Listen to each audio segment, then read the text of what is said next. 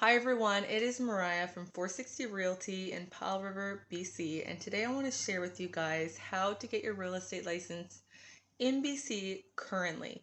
Currently being 2021-2022-ish. It's currently just the end of 2021. And none of this is sponsored. I don't work for any of these places. This is just my personal experience.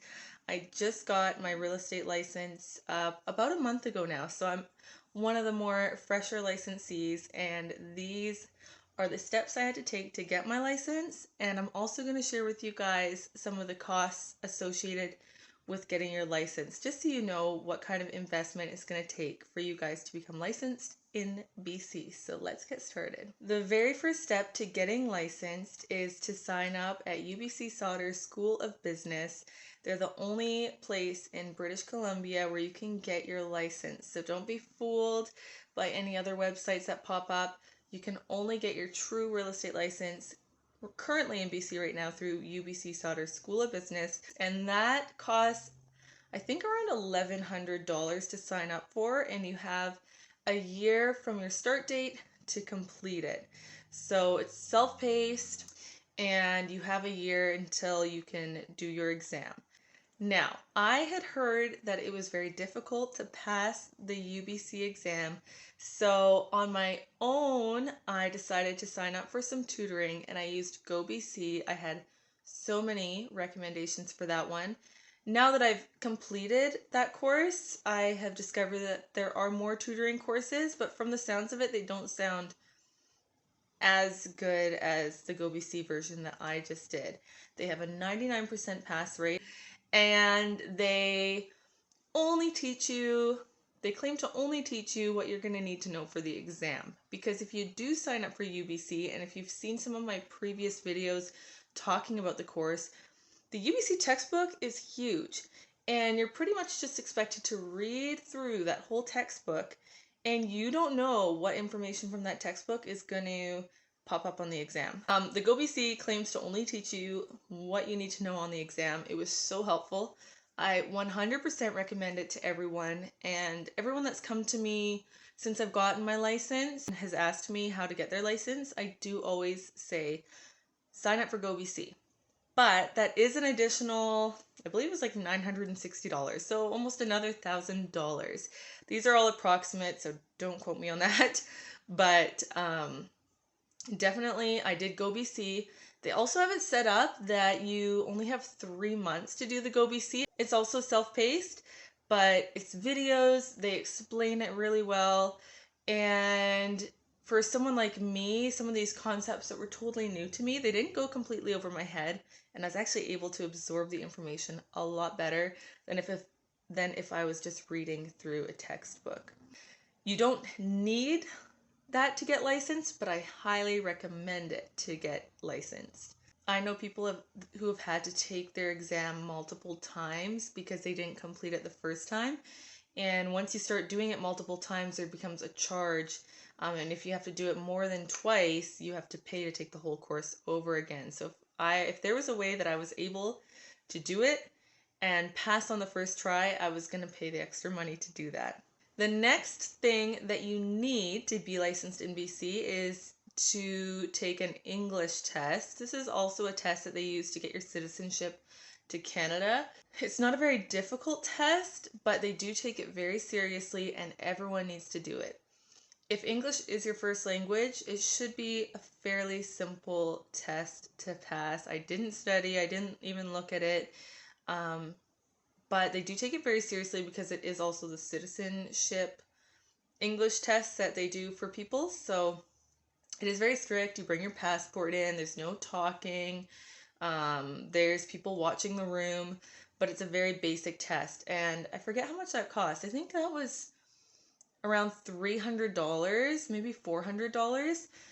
But because I'm rural in a small town, I had to also travel out of town. So that was a little bit of an extra cost. I'm not going to include that because not everyone is rural like me, but I had to take a ferry boat and drive to go to that test. So that was around $300, $400 if I remember correctly. And you do need that before you can take your exam. So Once you are able to sign up for that and go for it right away, because you're unable to register for your UBC exam if you don't have that English test.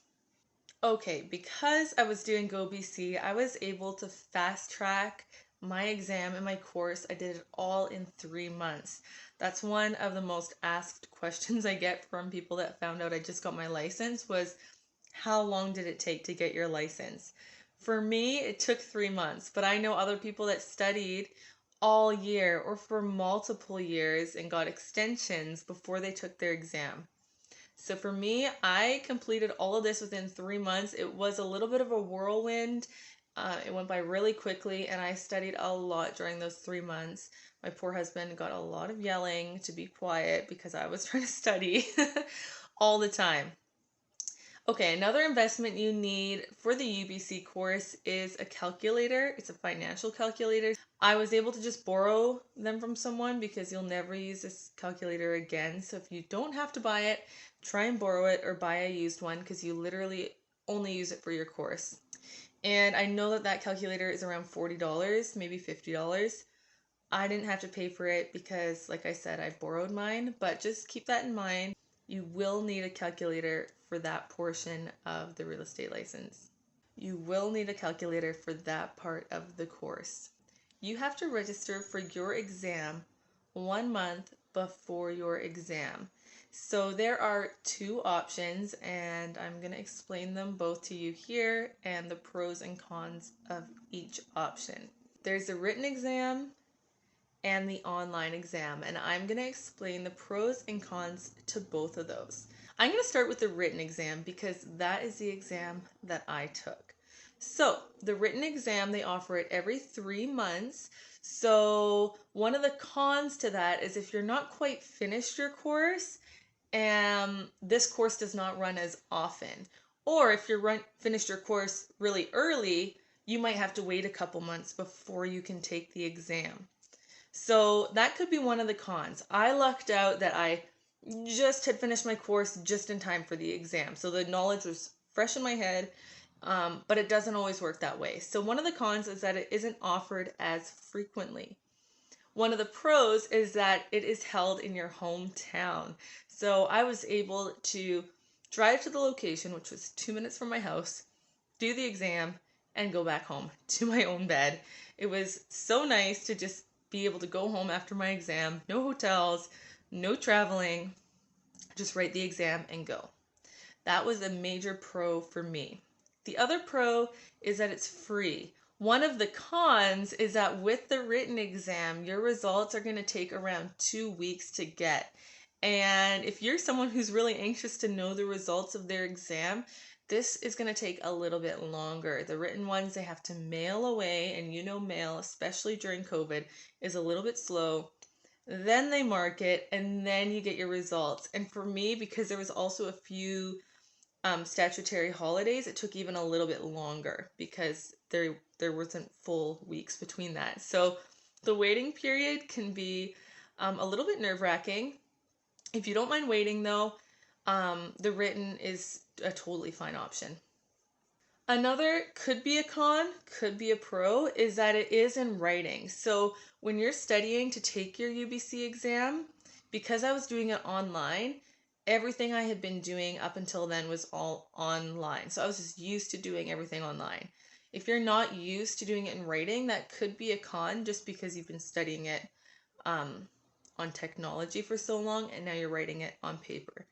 The exam isn't any different, but if you are someone that likes technology better, then the written might not be for you. If you are someone, however, that does like to do all their learning on paper, this could be a pro. Okay, now I'm going to flip on to the online exam pros and cons. So let's just go back to that last statement I made.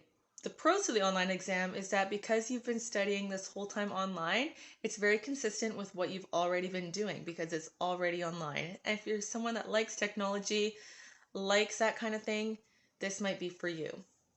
Another pro is quick results.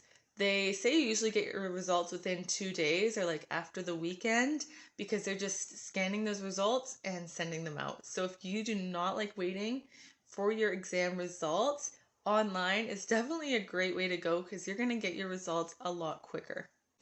A con is that unless you live near UBC, you have to travel to that location to take the online exam. They only offer it in their UBC Sauder School of Business school. So for me, that would have entailed 2 ferry boats, long drive, and accommodation. So if you don't want to pay for all of that, that could be a con. That's just extra expenses. It's extra travel. If you live close enough that you can still travel and then maybe do a long drive home afterwards, it might be worth it. But for me, it wasn't worth getting the quick results to go all the way there and all the way back. A pro, though, is that they do run those exams very frequently. You're not having to wait every 3 months. They're running those exams more often.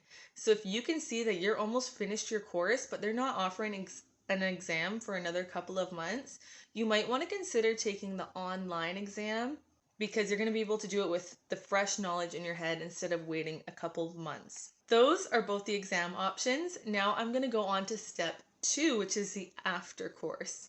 I actually didn't know about this after course until after I had passed my exam. And then I found out that there is a step 2 to this course, which is a more practical, kind of hands-on course. The applied practice course is around $700, I believe, maybe even $700 to $900. I'm giving very approximate values here. And that is made up of a couple of components. 2 you complete before you can work, and then the next ones you complete while you are in the workforce, which is what I'm currently doing. And that currently, due to COVID, is online. It's not in a classroom, but I have heard from other licensees that it has been in a classroom before and you would have had to travel to go do it. But I was able to do it all on Zoom, so I did it at home. I did it in my pajamas, and it's a little bit more practical. You learn how to write up contracts, what to do in different scenarios, and stuff like that. Another thing you do need to do to get your license is a criminal record check. They now have a way to do it online, which is a lot quicker than going to your police station, but you have both options for you. Online might have a little bit of a cost associated with it, but it's not much. I think it was maybe $25 or something like that. So I did it that way because it was quick. It was able to go directly to them. I forget. I think it's called Triton. Maybe I'm wrong though. There is a way to get it online. If I can remember it, I'll go back in my emails and look at my receipts. I'll put it in the link below so you can see the way to do that. All right, if you are able to complete those steps successfully, you will become a licensed realtor in BC. Again, this is just my personal experience. This is going to change, obviously, through the years. It's changed. It's still changing. So it might not be this exact same way that I did. I've had a lot of people ask me and messaging me how they can get their license. So I thought I would just make this video and explain all the steps that I took to get my license. I would also love to make another video on the startup costs of getting your license. Here is kind of breaking down the costs of getting your license, but there is also some costs starting up as well. So if you guys want to see that video, I think I'm going to do that one as well, since I am currently just in that stage of my license right now. Hopefully that was helpful for you guys, and lots of love. You guys can stay tuned on my channel for more content. It's going to be real estate related now, but also still some vlogging as well.